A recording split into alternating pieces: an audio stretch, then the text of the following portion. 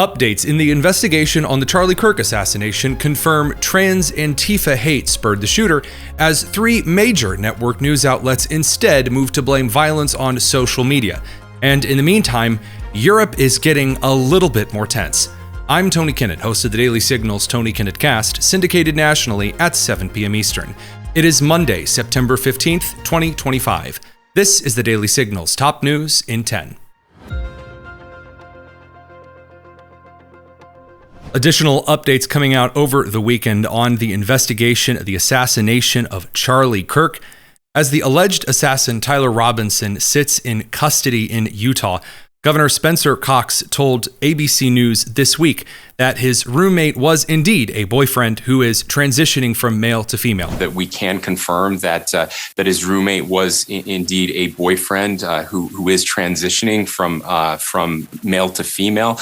That's information that the FBI had mentioned yesterday.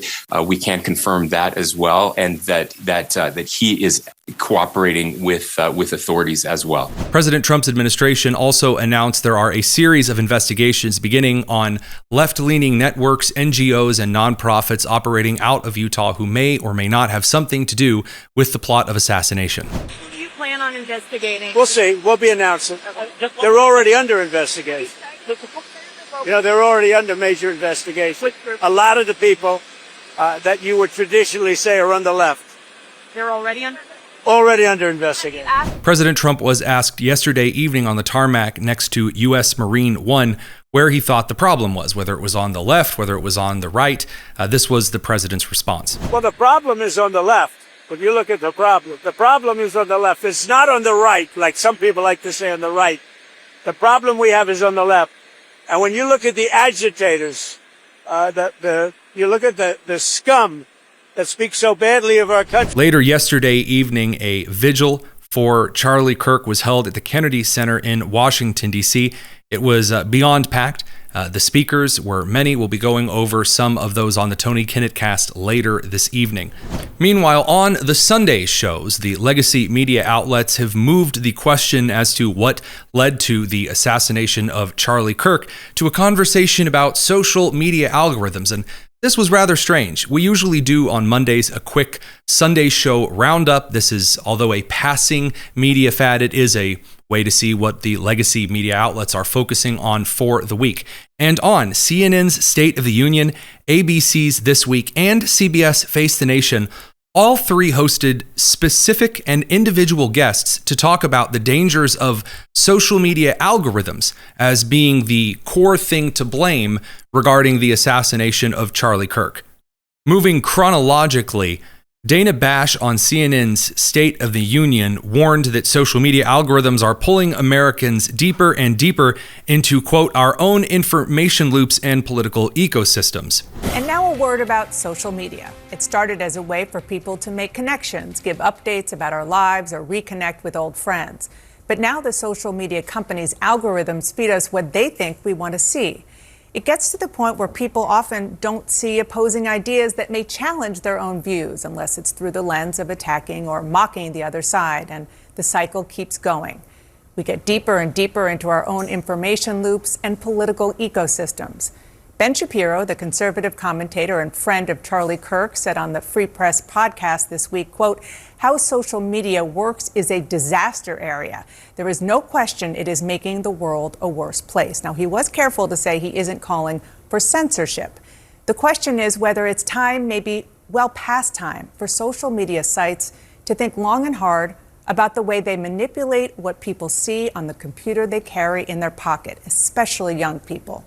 CBS Face the Nation had on University of Chicago professor Robert Pape, the founding director of the Chicago Project, to talk about social media and the internet as being accelerants for political violence, but not necessarily the root cause. He instead blames this as a watershed moment on political violent populism. Here's that explanation. Does your research buttress the point that both Senator Langford and Senator Coons made, which is the internet is an accelerant and an amplifier? It's an accelerant, but it's not the root cause. So studying this problem now for 5 years, I've found that just as around the world, big social change, it drives political violence. We see this in other countries around the world, but the details of the change vary. We are now moving for the first time in our country's 250-year history from a white majority democracy to a white minority democracy. In 1990, we were 76% non-Hispanic white. Today, we're 57% non-Hispanic white. It will be another 10 years, maybe 15, if we deport a lot of those undocumented illegal immigrants before we make the transition to a truly white minority democracy. And on ABC's This Week, Democrat Governor Jared Polis of Colorado said that social media, while being the way we talk and communicate in this day and age, is a horrible risk for people falling into radicalization or resorting to violent acts. Well, look, Charlie Kirk also used social media, became popular in social media, had reach of tens of millions of people through social media. Social media is simply the way we talk and communicate in this day and age, for better or worse. And of course, it leads to instant access to a world of information online.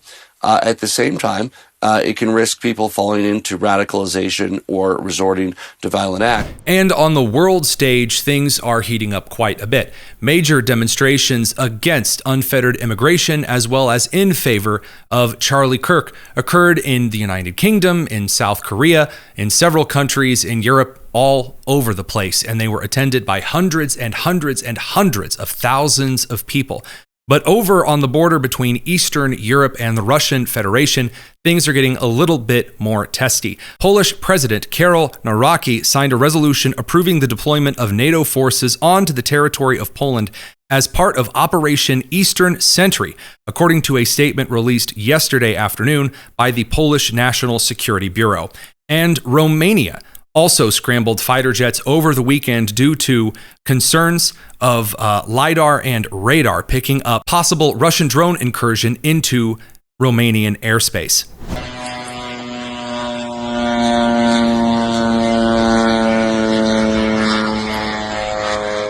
Additionally, drones have also been spotted over the territories in Lithuania bordering Belarus. Whether or not these are Belarusian or Russian drones is so far yet unknown to the general public. This was addressed at a September 12th conference by Supreme Allied Commander of Europe, General Alexis Grinkovich of NATO. Thank you, Secretary General. It's a great honor to be here by your side in Brussels for this important announcement, one that will strengthen our defenses. Integrated and layered air defenses, both air and ground-based, will be key as we move forward. This was on top of everyone's mind in the Baltic states, where I just returned from a short while ago. My conversations with leaders in Estonia, Lithuania, and Latvia focused on NATO's response to the reckless and dangerous act that occurred in Poland earlier this week. I am incredibly proud of our response. It was decisive and it was effective. And it speaks to the capability and professionalism of 32 allies working together. As the Secretary General just mentioned, this decisiveness will continue with Eastern Sentry. Although the immediacy of our focus is on Poland, this situation transcends the borders of one nation. What affects one ally affects us all. This is an issue that impacts all of the alliance, and we will treat it as such. Eastern Sentry will be flexible and agile, delivering even more focused deterrence and defense exactly when and where needed.